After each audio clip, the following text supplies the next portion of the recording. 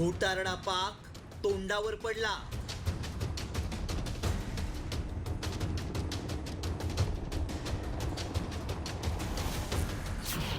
मोदींनी फाडला पाकचा बुरखा.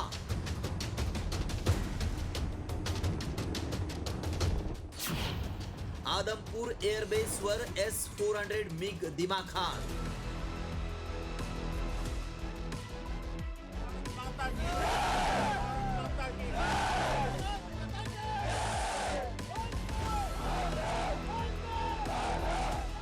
पाहिलं, हा उत्साह आहे आदमपूर एअरबेसवरचा. पाकिस्तानचा थरकाप उडवणाऱ्या या घोषणा आहेत पंतप्रधान मोदींच्या स्वागताच्या.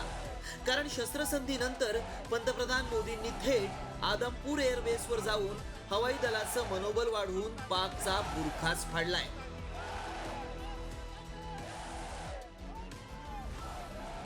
पाकिस्तान में ऐसा कोई ठिकाना नहीं है जहां बैठकर आतंकवादी चैन की सांस ले सके. हम घर में घुसकर मारेंगे, हम घर में घुसकर मारेंगे. भारताच्या ऑपरेशन सिंदूरनं पाकिस्तानमधील दहशतवादी तळांना लक्ष्य केलं. त्यानंतर दहशतवाद्यांचा पाठीराखा असलेल्या पाकिस्ताननं सीमावर्ती भागात नागरी वस्ती आणि एअरबेसवर हल्ल्याचा अपयशी प्रयत्न केला. मात्र पाकनं आदमपूर, सूरतगड, सिरसा, पठाणकोट, अमृतसर, जम्मू, भटिंडा, नलिया आणि भुज एअरबेस उद्ध्वस्त केल्याचा दावा करत यश मिळवल्याचे ढोल वाजवले. मात्र पाकचे सर्वच दावे सपशेल फूल ठरलेत. पाकचा दावा आहे की आदमपूर एअरबेस रनवेचं नुकसान केलं.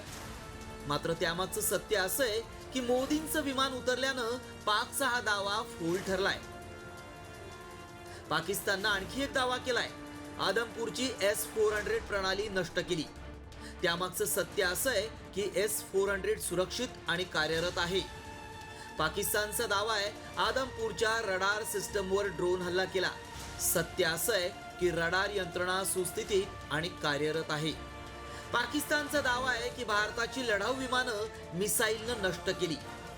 सत्य असं आहे की आदमपूर मधली सगळी विमानं सुस्थितीत आहेत. पाकिस्ताननं आणखी एक दावा केलाय, ड्रोन हल्ल्यात भारतीय हवाई दलाचे सैनिक ठार झाले. मात्र वस्तुस्थिती ही आहे की सगळे सैनिक सुरक्षित आहेत.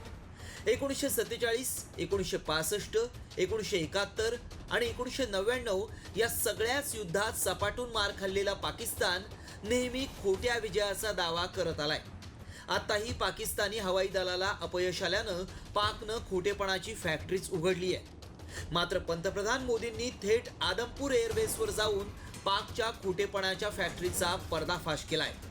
त्यामुळे आता तरी पाकनं यातून धडा घेऊन खोटारडेपणा सोडायला हवा, नाहीतर पाकचं जगभर हसू झाल्याशिवाय राहणार नाही. रिपोर्ट साम टीव्ही न्यूज.